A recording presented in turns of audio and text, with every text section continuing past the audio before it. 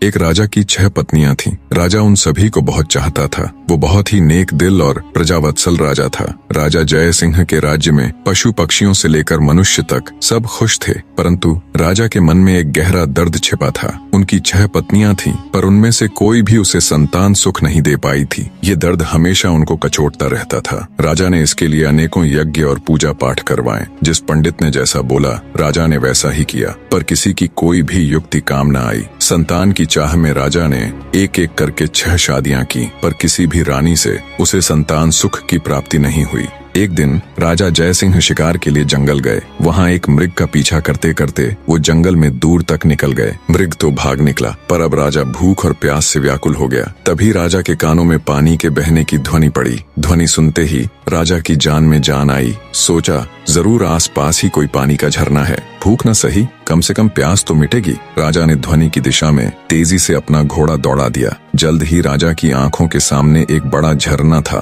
पर जब राजा झरने के पास गया, तभी उसके कानों में एक स्त्री की आवाज पड़ी। अंधे है क्या? दिखाई नहीं देता? एक लड़की स्नान कर रही है। भूख प्यास से व्याकुल राजा ने उस तरफ तो ध्यान ही नहीं दिया था। लड़की की आवाज सुन राजा चौंक गया। उसने तुरंत अपना मुंह फेर लिया और बोला, क्षमा करे देवी, मैं इस जंगल में बहुत देर से भूखा प्यासा भटक रहा हूँ, जिससे विचलित होने के कारण मैं आपको देख नहीं पाया। इतना कह राजा मुंह फेरे ही वहाँ से कुछ दूर चलकर खड़ा हो गया। कुछ ही पलों में वह लड़की स्नान से निवृत्त होकर राजा के पास आई। उसने सूखे वस्त्र धारण किए थे और हाथ में कुछ फल लिए हुए थे। वह राजा के पास आकर बोली, महाशय, अब आप पानी पी सकते हैं। राजा ने झरने से पानी पिया और लड़की के दिए फल खाए। पानी और फल से उनकी भूख प्यास शांत हुई। राजा ने लड़की की ओर देखा और पूछा, हे सुंदरी, तुम कौन हो और इस जंगल ब्याबान में अकेली क्या कर रही हो? लड़की ने जवाब दिया, मेरा नाम मोहिनी है। मैं पास के गांव में रहती हूँ। रोज यहाँ स्नान करने आती हूँ और जंगल से लकड़ियाँ इकट्ठा करती हूँ। ये झरना जंगल के बीच में है, इसलिए यहाँ कोई नहीं आता।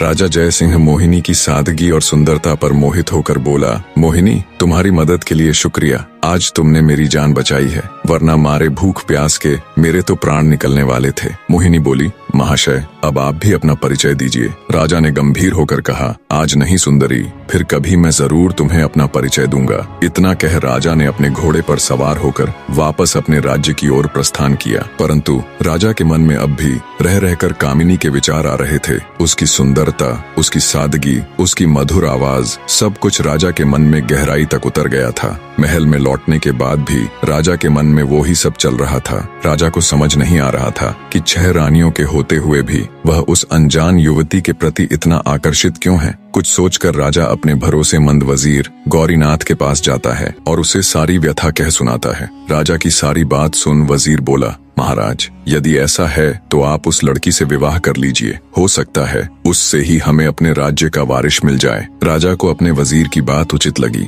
अगले दिन वो अपने वजीर को भी साथ ले जंगल में उसी स्थान पर जाता है जहां उसकी मुलाकात मोहिनी से हुई थी। राजा झरने के पास गया और उसे आवाज दी, पर कोई नहीं आया। जब बहुत बार आवाज देने के बाद भी मोहिनी नहीं दिखाई दी, तो राजा का वजीर उसके पास आया और बोला, राजन, हो सकता है वो आज आई ही ना हो। आपने बताया था वो पास के ही गांव में रहती है, हमें वहीं चलकर देखना चाहिए। राजा और उसका वजीर दोनों अपने घोड़ों के ऊपर सवार हो पास के गांव में जाते हैं। मोहिनी का नाम पूछते पूछते दोनों उसके घर पहुंच जाते हैं। 2 शाही व्यक्तियों को शाही घोड़ों पर देख गांव वाले भी कौतूहलवश आसपास जमा हो जाते हैं। राजा घोड़े से उतरकर झोपड़ी के बाहर जाता है और मोहिनी को आवाज देता है। राजा की आवाज सुन जब मोहिनी रोनी सूरत ले झोपड़ी से बाहर आती है तो उसकी आंखों में आंसू थे। जब राजा ने कारण पूछा तो एक गांव वाले ने बताया, महाशय, इस दुनिया में सिर्फ इनकी माँ ही थी, आज उनका भी स्वर्गवास हो गया। अब बेचारी रोएगी नहीं तो और क्या करेगी। इतना कह गांव वालों ने राजा से उनका परिचय मांगा। आप बताइए, आप लोग कौन हैं? गांव वालों के पूछने पर वजीर ने राजा का परिचय दिया तो पूरे गांव में खलबली मच गई। सभी ने मिलकर राजा का स्वागत किया। गांव के मुखिया से राजा ने कहा, अगर आप लोगों को कोई आपत्ति न हो तो मैं मोहिनी से विवाह करना चाहता हूँ। राजा की बात सुन मुखिया खुश होता हुआ बोला, महाराज, हमारी बेटी राजरानी बनेगी, हमारे तो भाग्य खुल जाएंगे। गांव वालों ने जल्दी जल्दी सारी तैयारी करके राजा और मोहिनी का विवाह करवा दिया। राजा ने अपनी 7वीं पत्नी अर्थात मोहिनी का नया नामकरण किया राजलक्ष्मी। विवाह के पश्चात गांव वालों ने खुशी खुशी राजलक्ष्मी को राजा के साथ विदा कर दिया। राजा अपने वजीर और 7वीं पत्नी राजलक्ष्मी को लेकर राजमहल आ जाता है। जब राजा की पहले की 6 पत्नियों को इसकी खबर लगी तो वे जल भुनकर राख हो गईं। ऊपरी मन से उन्होंने नई रानी राजलक्ष्मी का स्वागत किया। समय बीतने लगा। अब राजा का अधिकांश समय नई रानी राजलक्ष्मी के साथ ही बीतने लगा। ये देखकर पुरानी रानी और अधिक ईर्ष्या से भर गई, परंतु राजलक्ष्मी को इसकी भनक तक नहीं थी। वो भोले भाले स्वभाव और एकदम साफ दिल की औरत थी। वह बाकी रानियों को अपनी बड़ी बहन की तरह सम्मान देती थी। समय बीता। एक दिन रानी राजलक्ष्मी ने राजा को शुभ समाचार दिया कि वो पिता बनने वाले हैं। रानी के मुख से ये बात सुन राजा जयसिंह की खुशी का कोई ठिकाना नहीं रहा। वो खुशी से रानी राजलक्ष्मी को गले लगा लेता है। राजा तुरंत कुल गुरु को बुला उन्हें आदेश देता है कि अब से नित्य प्रति रानी राजलक्ष्मी को धार्मिक और प्रेरक कथाएं सुनाई जाएं। नई रानी के गर्भवती होने का समाचार जल्दी ही पूरे राज्य में फैल गया। चारों तरफ बधाइयों की धूम मची हुई थी। नई रानी के गर्भवती होने का समाचार जब उसकी सौतनों को मिला तो उनके तन बदन में आग लग गई। वे अंदर तक जल भुन गई। सभी रानियों ने आपस में विचार किया कि नई रानी तो पहले ही राजा की बहुत प्रिय है, वो अपना अधिकतर समय उसी के साथ बिताते हैं। बच्चा होने के बाद तो उसका और अधिक ध्यान रखा जाएगा। राजा उस कुल्टा को ही अपनी पटरानी बना लेंगे। हम सभी का तो वर्चस्व ही खत्म हो जाएगा। नई रानी हमारे साथ दासियों जैसा व्यवहार करेंगी। नहीं नहीं, हम ऐसा कदापि नहीं होने देंगी। वो सभी सलाह मशवरा करके नई रानी को क्षति पहुंचाने की अलग अलग युक्तियां सोचने लग जाती हैं, परंतु बड़ी रानियों का कोई भी प्रयास सफल नहीं हो पा रहा था, क्योंकि नई रानी राजलक्ष्मी उन्हें कभी अकेले नहीं मिलती। कभी राजा के आदेश अनुसार कुलगुरु उन्हें कथा सुनाते मिलते तो कभी उनकी दासियां उनके साथ होती। कभी प्रजा के लोग उन्हें घेरे रहते तो कभी खुद राजा ही उनके साथ होते।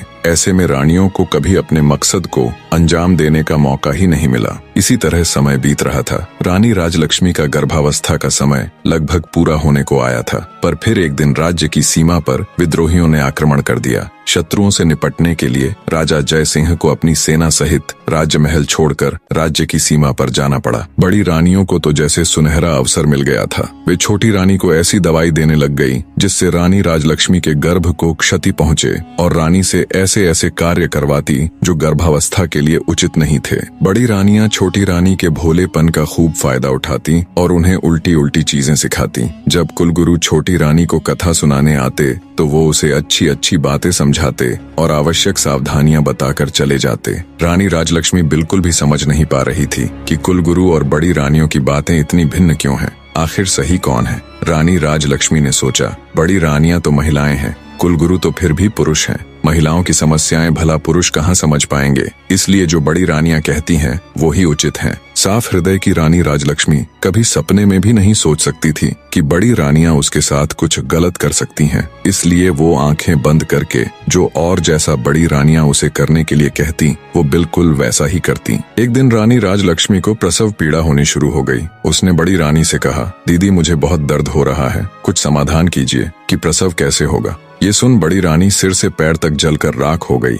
उसने विचार किया, इसका अभी से इतना ध्यान रखा जाता है, बच्चा होने के बाद तो पता नहीं इसे और कितना आदर सम्मान मिलेगा। छोटी रानी को मदद मांगते देख उसके मन में तरह तरह के षड्यंत्र चल रहे थे। फिर कुछ सोचकर उसने छोटी रानी को दिलासा देते हुए कहा, तुम बिल्कुल भी चिंता मत करो, मैं दाई अम्मा को अभी बुलाकर लाती हूँ। तब तक सामने की दीवार को पकड़कर खड़ी हो जाओ, इससे तुम्हें आराम मिलेगा और प्रसव भी ठीक से हो जाएगा। बेचारी छोटी रानी को प्रसव के बारे में कुछ भी नहीं पता था। जैसा उसे बड़ी रानी ने बताया वो वैसे ही खड़ी हो गई। गर्भवती रानी दीवार के सहारे खड़ी प्रसव पीड़ा से कराह रही थी। जब उसकी पीड़ा असहनीय हो गई तो वो वहीं दीवार को पकड़कर बैठ गई और जोर जोर से चिल्लाने लगी, लेकिन उस बेचारी को देखने या सुनने वाला वहाँ कोई भी नहीं था। दूसरी तरफ क्रूर निर्दयी बड़ी रानी और दूसरी रानियों ने अपनी विश्वास पात्र दाई को बहुत सारे धन का लालच देते हुए कहा, तुम जाओ और छोटी रानी के कमरे के बाहर जाकर खड़ी हो जाओ और ध्यान रखना वहाँ कोई और न आने पाए। दाई धन के लालच में रानी राजलक्ष्मी के कमरे के बाहर खड़ी हो गई। उसे छोटी रानी की चीखें बिल्कुल साफ सुनाई दे रही थीं, पर धन के लालच और बड़ी रानियों के डर से वो बस दूर खड़ी रानी को देखती रही। दर्द के मारे असहाय छोटी रानी का एक एक पल सदियों के बराबर बीत रहा था। कुछ ही देर में उस ऊपर वाले की कृपा से उसने एक एक करके 7 बच्चों को जन्म दिया, जिनमें 6 लड़कियां और 1 लड़का था। अत्यधिक पीड़ा के कारण रानी राजलक्ष्मी बच्चों को जन्म देते ही बेहोश हो गई। दूर से सारा माजरा देख रही चंडाल दाई ने तुरंत बड़ी रानी सहित अन्य रानियों को बुलाया और नवजात बच्चों को उन्हें दिखाया। वे सब ये देखकर हैरान थीं कि छोटी रानी ने एक साथ 7 बच्चों को जन्म दिया है और सभी बच्चे बिल्कुल स्वस्थ और तंदुरुस्त हैं। मारे जलन और ईर्ष्या के उन सब की आंखें विस्मय से फैल गईं। वे सब अपनी किस्मत को धिक्कार रही थीं कि कहां हम में से किसी को भी एक बच्चा तक नहीं है, और इस गांव की गंवार को एक साथ 7 बच्चे हो गए, और वो भी बिल्कुल स्वस्थ। पर कोई बात नहीं, जो हमें नहीं मिल सका वो हम इस गवार को भी हासिल नहीं होने देंगी। क्रोध और ईर्ष्या में अंधी हो चुकी बड़ी रानी ने दाई को आदेश दिया, तुम तुरंत जाओ और कुछ ईंट पत्थर के टुकड़ों को लाकर बेसुध छोटी रानी के पास रख दो। रानी का आदेश मिलते ही दाई तुरंत कुछ ईंट और पत्थर के टुकड़े ले आई और उन्हें छोटी रानी के पास रख दिया। फिर बड़ी रानी ने बेरहमी से दाई को आदेश दिया कि अब इन नवजात बच्चों को जंगल में ले जाओ और इन्हें मारकर जमीन में दफन कर देना। इसके बदले हम तुम्हें इतना धन देंगे कि तुम्हारी 7 पुश्तें बैठकर खाएंगी। धन के लालच में अंधी दुराचारी दाई खुश होते हुए उन बच्चों को लेकर वहां से चली गई। उसके जाने के बाद रानियों ने वहां से सभी निशान साफ करके ईंट पत्थरों को छोटी रानी के पास रख दिया और सभी अपने कमरे में चली गई। थोड़ी देर में दाई जंगल से लौटकर रानियों के पास आ गई। तब बड़ी रानी ने पूछा, क्या तुमने बच्चों को दफन कर दिया था? दाई के यहाँ भरने पर रानियों ने उसे खूब सारा धन देकर चलता कर दिया। जब सब कुछ बड़ी रानी की योजना अनुसार हो गया, तब वो अन्य रानियों के साथ बेसुध पड़ी छोटी रानी के पास जा ठंडे पानी के छींटे मारकर उसे होश में लाती है। होश में आते ही छोटी रानी ने पूछा, मेरा बच्चा कहाँ है? मेरा बच्चा कहाँ है? मुझे क्या संतान हुई, लड़का या लड़की? पास पड़े ईंट और पत्थरों की ओर इशारा करते हुए बड़ी रानी बोली, ये देखो, तुमने इन ईंट और पत्थरों को जन्म दिया है। ये सुनते ही छोटी रानी एकदम से आश्चर्य के साथ सन्न रह गई और बोली, ऐसा कैसे हो सकता है कि मैंने ईंट और पत्थरों को जन्म दिया है? नहीं, ये नहीं हो सकता। मैं ये मान ही नहीं सकती कि मुझे बच्चे की जगह ये ईंट और पत्थर हुए हैं। एक औरत के गर्भ से क्या कभी किसी पत्थर को जन्म लेते देखा है? बच्चा तो अवश्य हुआ होगा। इतना कह रानी राजलक्ष्मी रोते हुए बड़ी रानी से बोली, दीदी, कह दो कि ये झूठ है, कह दो कि ये एक मजाक है, कह दो कि आप सब ने मुझसे झूठ कहा है। मेरे बच्चे कहाँ हैं? मुझे अब जल्दी से उनसे मिलवा दो। अब मुझसे ये सब बर्दाश्त नहीं हो रहा। छोटी रानी की बात सुन बड़ी रानी आंखें तरेरते हुए गुस्से में बोली, क्या बक रही हो तुम? हम क्यों तुम्हारे साथ मजाक करेंगे? ये पत्थर ही है जिसे तुमने जन्म दिया है। इतना कहते हुए उन्होंने उन ईंट और पत्थरों को एक थैले में भरकर रख दिया। अब बड़ी रानियों को इंतजार था तो बस राजा के आने का। छोटी रानी बेचारी खून का घूंट पीकर रह गई। भला उस अकेली की उन 6 रानियों के आगे क्या चलनी थी? दुष्ट रानियों ने पूरे महल में ये बात फैला दी कि छोटी रानी ने बच्चों के बदले ईंट और पत्थरों को जन्म दिया है। कुछ समय बाद राजा जय सिंह भी युद्ध जीतकर अपने राज्य में पधारे, पर जब वो अपने राज्य में लौटे तो प्रजा को देख हैरान थे। जिस प्रजा को उनके युद्ध जीत कर आने पर खुशियां मनानी चाहिए थीं, नाचना गाना चाहिए था, उन सब के मुंह लटके हुए थे। ये सब देख राजा को बड़ा आश्चर्य हुआ। वो असमंजस के साथ राजभवन में आए तो बड़ी रानी सहित अन्य 6 रानियों ने उनका स्वागत किया। उनके चेहरे पर अलग ही खुशी झलक रही थी, पर छोटी रानी राजलक्ष्मी का चेहरा मुरझाया हुआ था। ये सब देख राजा ने अपनी छोटी रानी से पूछा, क्या हुआ रानी, आपका चेहरा मुरझाया हुआ क्यों है? छोटी रानी कुछ कहती, उससे पहले ही बड़ी रानी बोल पड़ी, महाराज, चेहरा तो मुरझाना ही था, इसका भेद जो खुल गया है। राजा बोला, भेद? कैसा भेद? तुम मुझे साफ साफ बताओ रानी कि आखिर बात क्या है। क्या रानी का प्रसव ठीक से हो गया था? तब दुष्ट रानी दुख का दिखावा करते हुए बोली, महाराज, हमें ठग लिया गया है। हम सबके साथ बहुत बड़ा फरेब किया गया है। ये भोली सूरत वाली रानी राजलक्ष्मी एक झूठी मतकार और धोखेबाज औरत है। महाराज, ये धूर्त स्त्री गर्भवती होने का दिखावा करती रही, जबकि ये कभी गर्भवती थी ही नहीं। इसने तो बस सब दिखावा किया है। गर्भ होने पर कुछ तो होता, इसे तो ईंट और पत्थर हुए हैं। इतना कहकर बड़ी रानी ने थैले में इकट्ठे किए हुए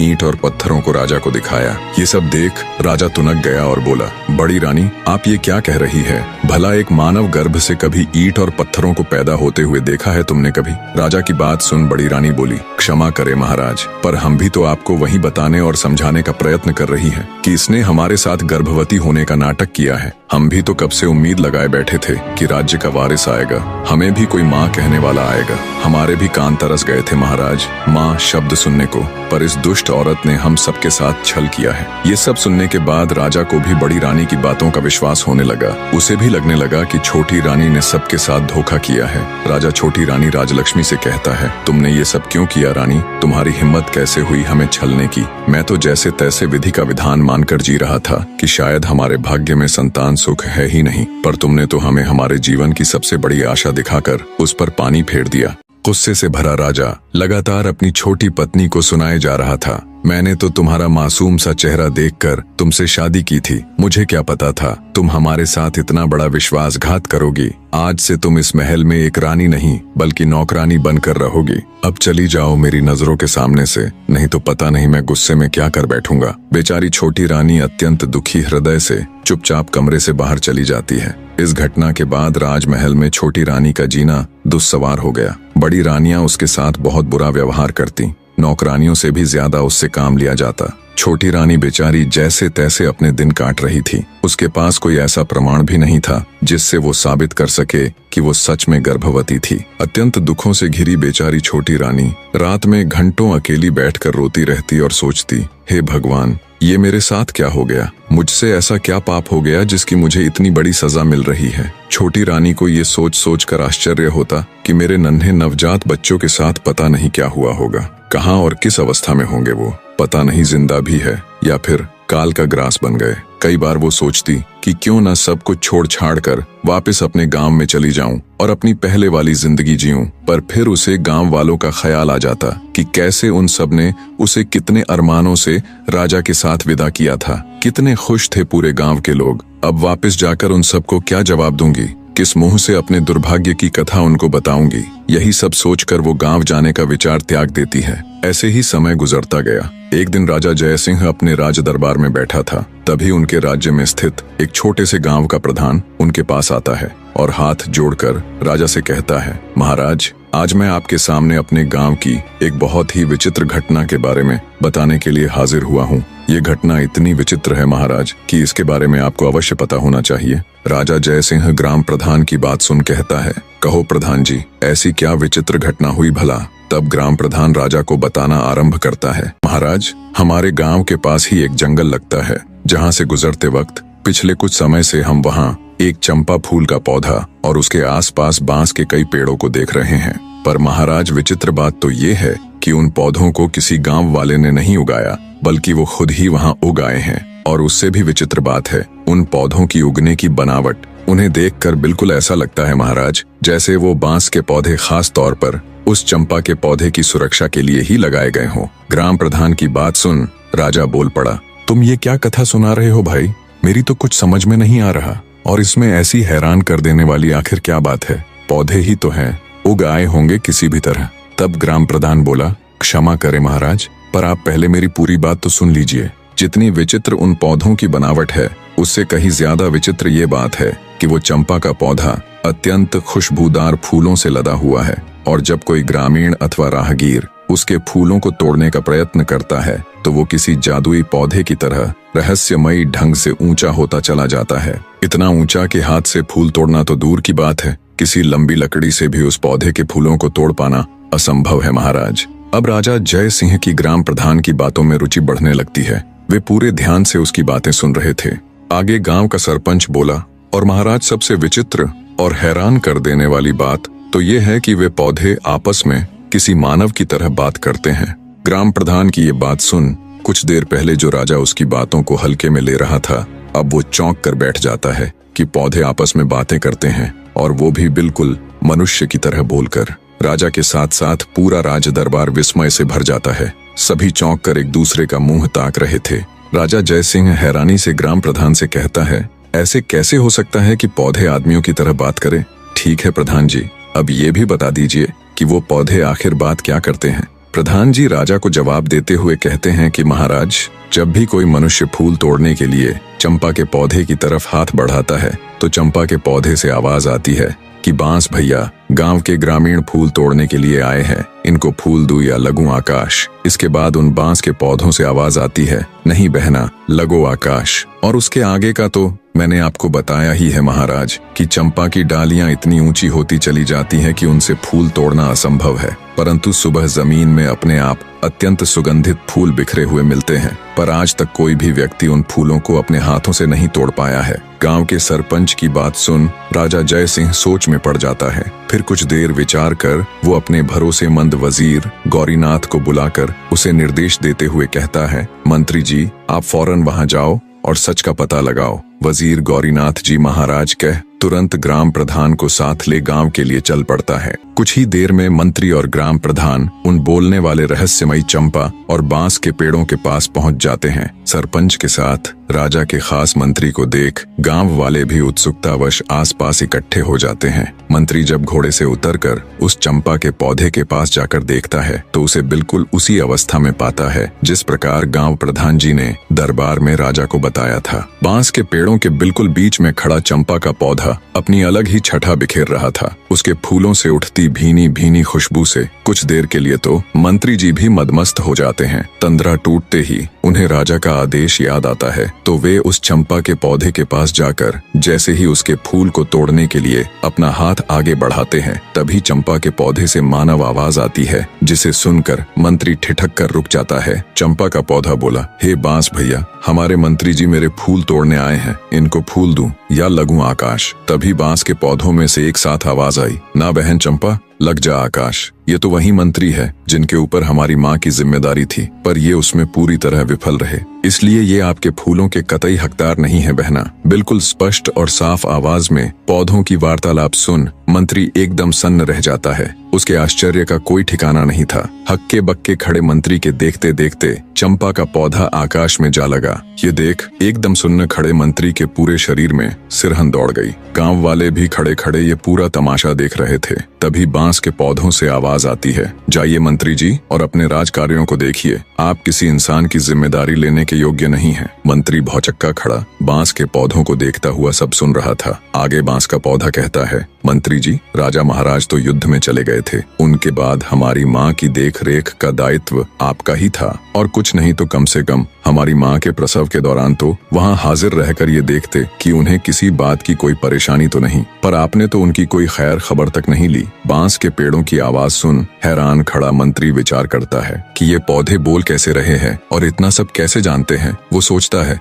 बात तो बिल्कुल सही कह रहे हैं, मैंने रानी राजलक्ष्मी की कोई सुध नहीं ली। ये सोचकर मंत्री आत्मग्लानि से भर उठता है। सोचा ये तो उससे बड़ी भूल हो गई। राजा की गैर हाजिरी में उसे रानी राजलक्ष्मी को गर्भावस्था में संभालना चाहिए था। मंत्री जी सोचते हैं, इसका मतलब क्या रानी राजलक्ष्मी के साथ कोई बड़ा षड्यंत्र हुआ था या कुछ और बहुत बुरा जो वो नहीं जानते। ये विचार आते ही उसने जब ये सब उन पौधों से जानना चाहा तो उनमें से कोई आवाज नहीं आई। जब बहुत प्रयास करने पर भी पौधों ने कोई जवाब नहीं दिया तो हैरानी के साथ साथ आत्मग्लानि से भरे मंत्री जी बोझिल हृदय के साथ वापस राजमहल की तरफ चल पड़ते हैं। वहाँ पहुंचकर वो सारा किस्सा राजा जय सिंह को कह सुनाते हैं और बोले, महाराज क्षमा करें, पर मुझे लगता है राजमहल में कुछ षड्यंत्र तो जरूर हुआ है। महाराज, आपकी गैर हाजिरी में मैं राजरानी की अच्छी तरह देखभाल नहीं कर पाया। आज उन पौधों की बात सुनकर ऐसा लग रहा है महाराज जैसे राजमहल में राजरानी राजलक्ष्मी के साथ कुछ बहुत बुरा हुआ है। मैंने उन पौधों से जानने की बहुत कोशिश की लेकिन उन्होंने मुझे कुछ नहीं बताया, इसलिए मेरा आपसे अनुरोध है कि आपको खुद वहाँ जाकर उन पौधों से बात करनी चाहिए।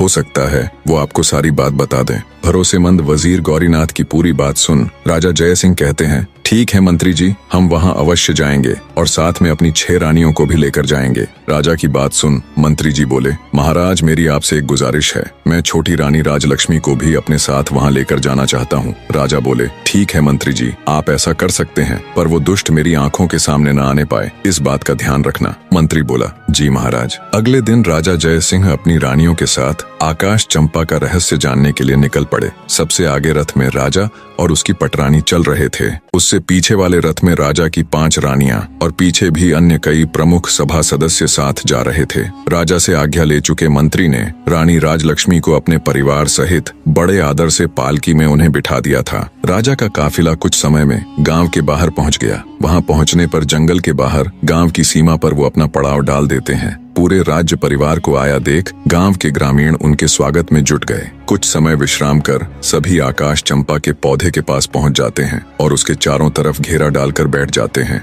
आज भी चंपा का पौधा अपनी सामान्य ऊंचाई पर खड़ा लहलहा रहा था और चारों तरफ अपनी खुशबू बिखेर रहा था। सब लोग उसकी खुशबू से सराबोर हो उठे, पर राजा तो चंपा के पौधे के रहस्य को जानने के लिए बेताब था। राजा की 6 पत्नियां उसके साथ बैठी थीं और छोटी रानी राजलक्ष्मी मंत्री जी की पत्नी के साथ बैठी हुई थीं। तभी बड़ी रानी यानी राजा की पटरानी राजा से बोली, महाराज, यदि आपकी आज्ञा हो तो क्या मैं इस खुशबूदार चंपा के पौधे से कुछ फूल तोड़ लूं? राजा बोला, अवश्य रानी साहिबा। तभी राजा की दूसरी पत्नी भी बोल उठी, महाराज, इन फूलों की उठती भीनी भीनी खुशबू को महसूस कर मुझसे बिल्कुल भी नहीं रुका जा रहा। क्या मैं भी फूल ले लूं? दूसरी रानी के साथ साथ तीसरी, फिर चौथी, सभी रानियों ने ऐसा कहा तो राजा बोला, अवश्य तुम सब वो फूल ले लेना। राजा ने सबसे पहले 6वें नंबर यानी छोटी रानी को फूल चुनने का निर्देश दिया और पटरानी सहित अन्य रानियों से बोले कि ये तुम सब में सबसे छोटी है, इसलिए सबसे पहले उसे ही फूल चुनने का अवसर मिलना चाहिए। राजा की बात से पटरानी सहित अन्य रानियां सहमत हो गईं,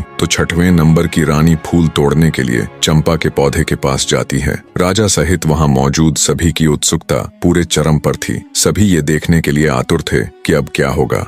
रानी ने पेड़ के पास जाकर जैसे ही फूल तोड़ने के लिए अपना हाथ आगे बढ़ाया, तभी चंपा के पौधे से आवाज आई, रुकिए रानी जी, आप मेरी आज्ञा के बिना मेरे फूल नहीं तोड़ सकती। पौधे की आवाज सुन रानी ठिठक कर वहीं रुक जाती है। चंपा के पौधे से आई आवाज इतनी स्पष्ट और तेज थी कि राजा सहित वहां मौजूद सभी लोगों ने उसे सुना। अब तक तो राजा ने सिर्फ अन्य लोगों के मुख से ही बोलने वाले चंपा के पौधे के बारे में सुना था, पर अब जब उसने अपने कानों से सुना तो वो भी हैरान रह गया। उसके आश्चर्य की कोई सीमा नहीं थी। तभी चंपा के पौधे से आवाज आई, बांस भैया, हमारी सौतेली छोटी माँ हमारे फूल तोड़ने आई है। मैं टूटू या लगूं आकाश? बांस के पौधे में से आवाज आई, बहन चंपा, लग जा आकाश, ये तो तुम्हें छूने योग्य भी नहीं है। क्या तुम्हें याद नहीं कि इन्होंने हमारी माँ के साथ कैसा अत्याचार किया है? इसलिए बहन इनके बारे में मत सोच और लग जा आकाश। बांस के इतना कहते ही चंपा की डालियां फिर से ऊपर उठीं और आकाश को छूने लगी। रानी पौधे की बात सुन हैरान थी कि ये पौधा क्या बोल रहा है, कहीं हमारी पोल ना खुल जाए। उसकी सिट्टी पीटी गुम हो गई।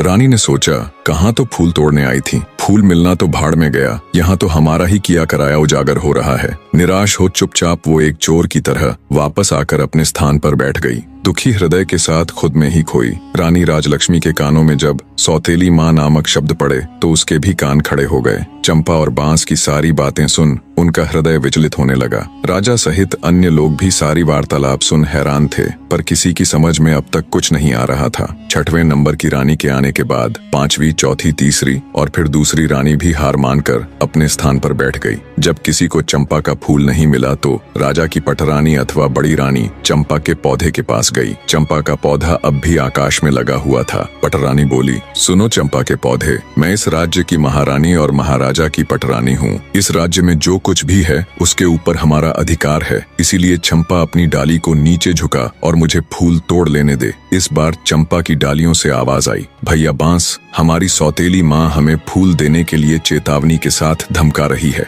और हमें अपना आदेश मानने के लिए कह रही है। तुम क्या कहते हो, हमें इनका आदेश मानना चाहिए या नहीं? बांस बोला, ना बहना, तुम्हें आदेश देने का इनके पास कोई अधिकार नहीं है। ये पटरानी होंगी राजा की और अपने राज्य की। हम इनके राज्य की प्रजा नहीं है और न ही हम कोई वस्तु है जो इनके उपयोग में आना आवश्यक हो। क्या तुम्हें याद नहीं है बहना, इन्हीं के आदेश से तो सारा काम हुआ है। इन्होंने ही तो हमारी माँ को सबसे ज्यादा दुख दिया है और इन्होंने ही हमें वन में भेजकर हमारी मृत्यु का रास्ता तैयार किया था। यह तो महारानी बनने के लायक भी नहीं है, इसलिए बहना तुम्हें इनके पापी हाथों का स्पर्श भी नहीं होने देना चाहिए। सभी के सामने ये बातें सुनकर बड़ी रानी का सर लज्जा से झुक गया। शर्म और अपने कुकर्म का भेद खुल जाने के डर से बड़ी रानी भी ठगी सी चुपचाप अपनी जगह आकर बैठ गई। सारा माजरा देख राजा जय सिंह अब की बार खुद जाने के लिए खड़े होते हैं।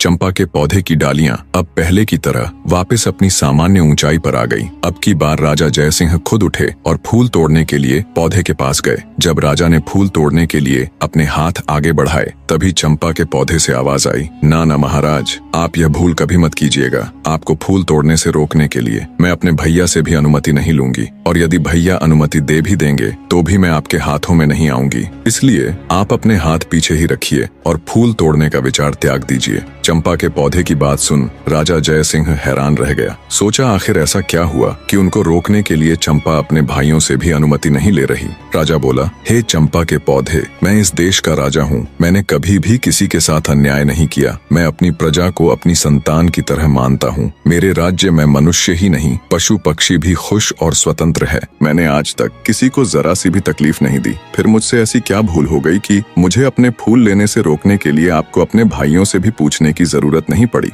तब चंपा के पौधे से आवाज आई, हे राजा महाराज, इसमें कोई शक नहीं कि आपने आज तक किसी भी जीव जंतु को कोई तकलीफ नहीं दी, परंतु महाराज, आप में एक सबसे बड़ी कमी है कि आप कान के कच्चे हैं। जो कोई भी आपसे जैसा भी कहता है, आप बिना सच्चाई जाने वैसा ही मान लेते हैं। खुद से कभी भी सच्चाई जानने की कोशिश नहीं करते। आपने प्रजा को तो संतान मान लिया, लेकिन क्या कभी आपने अपनी संतान की खोज खबर करने की जरा सी भी कोशिश की? क्या आपने कभी ये जानने की कोशिश की कि आपकी अपनी संतान कहाँ है? अरे छोड़िए राजा महाराज, आप तो अपनी गर्भवती पत्नी की भी सुरक्षा तक नहीं कर पाए। बिना सच्चाई का पता किए आपने एक सच्ची नारी को धोखेबाज कहकर नौकरानी बना दिया। तो जाइए महाराज, जाकर अपने राज्य को संभालिए। आप मेरे फूलों के बिल्कुल भी योग्य नहीं हो। चंपा के पौधे की बात सुन बेचारा राजा निरुत्तर हो गया और चुपचाप मुंह लटकाए वापस अपनी जगह पर आकर बैठ गया। उनके मन में हजारों सवाल एक साथ उठ रहे थे। उन्हें कुछ समझ नहीं आ रहा था, क्या सच है क्या झूठ। राजा अपने विचारों की उधेड़ बुन में खोया हुआ था। तभी वजीर गौरीनाथ उनके पास आता है और कहता है, महाराज, आप यदि आदेश दे तो हम छोटी रानी राजलक्ष्मी को भी फूल तोड़ने के लिए एक बार पौधे के पास भेज कर देखे। राजा कुछ कहते उससे पहले ही पटरानी बोल उठी, मंत्री जी, जो फूल महाराज के हाथों भी नहीं टूटे, वह इस धोखेबाज के हाथों कैसे टूटेंगे? मंत्री जी ने प्रश्नवाचक दृष्टि से राजा की ओर देखा। चंपा के पौधे से अब तक की हुई इतनी बातों से राजा के मन में भी शंका पैदा होने लगी थी। उन्होंने अपनी शंका दूर करने का निर्णय लेते हुए मंत्री जी को अनुमति दे दी। मंत्री रानी राजलक्ष्मी के पास जा उन्हें फूल तोड़ने के लिए कहते हैं। मंत्री की बात सुन रानी राजलक्ष्मी अनमने मन से उठी और चंपा के पौधे की तरफ देखती हुई बोली, मंत्री जी, पौधे की डालियां काफी ऊंचाई पर हैं, मेरे हाथ वहां नहीं पहुंचेंगे। मंत्री बोला, रानी जी, आप एक बार वहां पर जाकर कोशिश करके देखिए तो सही। मंत्री जी के समझाने पर रानी राजलक्ष्मी हिम्मत करके चंपा के पौधे के पास गई। पौधे के पास जाकर जब रानी ने अपने हाथ बढ़ाकर चंपा के पौधे के तने को छुआ और उसे प्यार से सहलाया, तो पौधे के स्पर्श से रानी को असीम आनंद मिला, जैसे वह अपनी औलाद को सहला रही हो। तभी चंपा के पौधे से रुंधी हुई आवाज आई, भैया बांस। बांस ने कहा, बहन चंपा, तुम रो रही हो? चंपा ने कहा, हाँ भैया, रुका ही नहीं गया, क्योंकि आज हमारी माँ मेरे फूल लेने आई हैं। उनके प्यार भरे प्रथम स्पर्श से मैं आनंदित हो गई, इसलिए मेरा हृदय भावुक हो गया। माँ शब्द सुनते ही रानी राजलक्ष्मी भी भावुक हो उठी। तभी चंपा के पौधे से आवाज आई, बांस भैया, आप मुझे आदेश दे कि अब मैं क्या करूं? मेरी तो इच्छा हो रही है कि मैं अपनी माँ के चरणों में अपने सारे फूल समर्पित कर दूं। इस पर सभी बांस के पौधों से एक साथ आवाज आई, हाँ बहन चंपा, तुम बिल्कुल सही हो, तुम्हारा दिल जो कह रहा है वही करो, माँ के चरणों में तो स्वर्ग है। इस आवाज के साथ ही चंपा के पौधे की सारी डालियां झुककर रानी राजलक्ष्मी के चरणों को छूकर उनके चारों ओर फैल गईं और रानी के ऊपर पुष्प वर्षा होने लगी। ये देखकर वहां मौजूद सभी लोग बहुत हैरान थे। वो बिना पलक झपकाए इस असीम पल का आनंद ले रहे थे। राजा जयसिंह का भी मुंह खुला का खुला रह गया। बड़ी रानियों ने जब ये नजारा देखा तो वो पैरों से लेकर सिर तक जल भुन गई। उनके दुख की कोई सीमा नहीं थी। इधर रानी राजलक्ष्मी तो जैसे सब भूलकर असीम आनंद के सागर में गोते लगा रही थी। उनके सिर से पांव तक चंपा के पुष्प भरे हुए थे। रानी राजलक्ष्मी एक सांस आंसू बहाते हुए चंपा की डालियों को अपने हाथों से पकड़े सहलाए जा रही थी। ये नजारा देख गांव के सभी लोग हैरान थे। राजा जयसिंह से जब ये सब देखकर रुका नहीं गया तो वे चंपा के पौधे के नजदीक आए और बोले, हे जादुई पौधे, तुम यह बताओ कि तुम कौन हो? तुम देव हो, किन्नर हो या किसी अन्य लोक के प्राणी हो? तुमने किसी को भी अपने फूलों को छूने भी नहीं दिया, परंतु अब छोटी रानी की बाहों में बंद कर उनके ऊपर पुष्प वर्षा कर रही हो। इसके पीछे क्या कारण है? हे पौधों, अब ये राज मेरी बर्दाश्त के बाहर हो रहा। मैं हाथ जोड़कर विनती करता हूँ कि अब और न तड़पाओ और इसका भेद खोलो। तब चंपा के पौधे से आवाज आई, हे राजन, मैं और यह 6 बांस के पेड़ आपकी और छोटी रानी राजलक्ष्मी की ही संतान है। हम 7 भाई बहनों का जन्म एक साथ ही हुआ था। हमारे जन्म के समय हमारी माँ बहुत अधिक पीड़ा में थी। तब हमारी माँ ने आपकी पटरानी और इस राज्य की महारानी से अपनी सहायता करने के लिए निवेदन किया। तब पटरानी ने साजिश करते हुए हमारी माँ को दीवार के सहारे खड़ी हो जाने के लिए कहा, ताकि जब हमारा जन्म हो तब हम ऊंचाई से गिरकर मृत्यु को प्राप्त हो जाए। पर महाराज, ईश्वर की कृपा से हम 7 का जन्म उसी अवस्था में बिल्कुल ठीक ठाक हो गया। पर हमारी माँ दर्द के कारण हमें जन्म देते ही बेहोश हो गई। उनकी बेहोशी का फायदा उठाते हुए बड़ी रानी ने एक दाई को बुलाया और उसे पैसों का लालच देकर हमें मारकर जंगल में जमीन में दबाने के लिए कहा। मात्र कुछ सेकंड्स के नवजात बच्चों को दफन करने के लिए बेरहम दाई जंगल की ओर चल पड़ी। दाई को जंगल भेजने के बाद बड़ी रानी सहित अन्य रानियों ने अपने घिनौने षड्यंत्र के तहत कुछ ईंट और पत्थर के टुकड़ों को हमारी माँ के पास रख दिया। दूसरी तरफ जब दाई हमें जंगल में लेकर आई और दफन करने के लिए जमीन खोदने लगी, तभी आकाश मार्ग से महाराज इंद्रदेव की कुछ अप्सराएं वन भ्रमण के लिए आ रही थीं। जब उनकी दृष्टि हम पर पड़ी तो उन्हें हम पर दया आ गई। उन्होंने हमें उठा लिया और अपनी शक्तियों से बहुत जोर की आंधी चला दी। धूल मिट्टी उड़ने के कारण दाई हमें खोजती रह गई। हमारे नहीं मिलने पर महल में जाकर उसने महारानी के डर से झूठ बोल दिया कि उसने हमें मारकर जमीन के अंदर दबा दिया है। दाई के वहां से जाने के बाद अप्सराओं ने मेरे 6 भाइयों को बांस में बदल दिया और मुझे चंपा के फूल का पौधा बना दिया। बस उन्हीं की कृपा से हमें सभी बातें याद हैं और हम सभी को पहचान कर उनके अनुसार अपना व्यवहार कर पा रहे हैं और मानव की आवाज में बोल पा रहे हैं। सारी बातें जान राजा सहित वहां मौजूद सभी लोग हैरान थे। रानी राजलक्ष्मी की आंखों से तो अश्रु रुकने का नाम ही नहीं ले रहे थे। राजा जयसिंह बोले, मेरे बच्चों, तो क्या तुम सब अब ऐसे ही पौधों के रूप में रहोगे? क्या ऐसा कोई भी रास्ता है जिससे तुम अपने मानव रूप में आ सको? तब चंपा बोली, महाराज, जब हमारी माँ हम सब की एक एक पतियों को तोड़कर इंद्रदेव को याद कर उनसे प्रार्थना करेंगी, तब हम सब अपने असली रूप में आ जाएंगे। चंपा के पौधे की बात सुनते ही रानी राजलक्ष्मी ने तुरंत बांस और चंपा की एक एक पत्तियां ली और हाथ जोड़कर पूरी श्रद्धा के साथ बोली, हे इंद्र महाराज, मैं पूरी जिंदगी आपकी सेवा करूंगी, आपकी पूजा करूंगी, फिर भी आपके उपकार का मैं प्रतिकार नहीं कर पाऊंगी। आपने इतने दिन मेरे बच्चों को संभाल कर रखा, अब कृपया इन्हें मेरे आंचल में डाल दो महाराज। रानी राजलक्ष्मी का इतना कहना था कि पल भर में ही बांस और चंपा के पौधे विलीन हो गए और वहां पर लगभग 5 वर्ष के 6 बालक और एक बालिका प्रकट हो गए। रानी राजलक्ष्मी और राजा जयसिंह ने तुरंत आगे बढ़कर बहते नेत्रों से सभी बच्चों को अपनी बाहों में भर लिया। राजा जयसिंह अपनी छोटी पत्नी रानी राजलक्ष्मी से हाथ जोड़कर माफी मांगता है। वहां उपस्थित सभी राज दरबार व गांव के लोग स्तब्ध खड़े ये पूरा दृश्य देख रहे थे। सबकी आंखें नम थीं, शिवाय बड़ी रानियों के। ये सब देखकर उनके पैरों नीचे से तो जैसे धरती खत्म हो गई थी। राजा जयसिंह अपने सिपाहियों को आदेश देता है, पकड़ लो इन दुष्ट औरतों को और फांसी पर लटका दो। ये दुराचारिणी तो मानवता के नाम पर कलंक है। राजा की ये बात सुन रानी राजलक्ष्मी कहती है, महाराज, आज मेरे लिए मेरी जिंदगी का सबसे बड़ा दिन है। आज इतने बड़े खुशी के मौके पर मैं किसी के लिए इतना काला दिन नहीं लाना चाहती। मेरा आपसे अनुरोध है, आप इन सबको क्षमा कर दीजिए। राजा बोला, रानी, आपका हृदय बहुत विशाल है, पर इनके गुनाह को देखते हुए इन्हें क्षमादान तो नहीं दिया जा सकता, किंतु आपके अनुरोध पर मैं इन दुराचारिणियों को आजीवन कारावास की सजा देता हूँ। दुष्ट रानियों को सजा मिल जाती है। राजा जयसिंह अपनी पत्नी रानी राजलक्ष्मी और अपने बच्चों के साथ सुखमय और शांतिपूर्ण जीवन व्यतीत करते हैं। कहानी का निष्कर्ष बताने से पहले आपसे 2 बातें करना चाहूंगा। एक तो ये कि आप सब में से बहुत से ऐसे भाई बहन हैं जो मेरी तरह वीडियो बनाना चाहते हैं और आए दिन कमेंट करके पूछते रहते हैं। उन सब के लिए मैंने एक कंप्लीट ट्यूटोरियल वीडियो एक छोटे से प्राइस के साथ बना दी है। आप सबको उसके लिए मेरा चैनल ज्वाइन करना पड़ेगा। कुछ समझ ना आए तो आप पूछ सकते हैं, आपकी पूरी हेल्प की जाएगी। दूसरी ये कि कहानी कैसी लगी, ये सब कमेंट करके जरूर बताएं। आपके कमेंट्स पढ़कर बहुत अच्छा लगता है। और ये भी बताइए कि नेक्स्ट स्टोरी किसकी देखना चाहेंगे।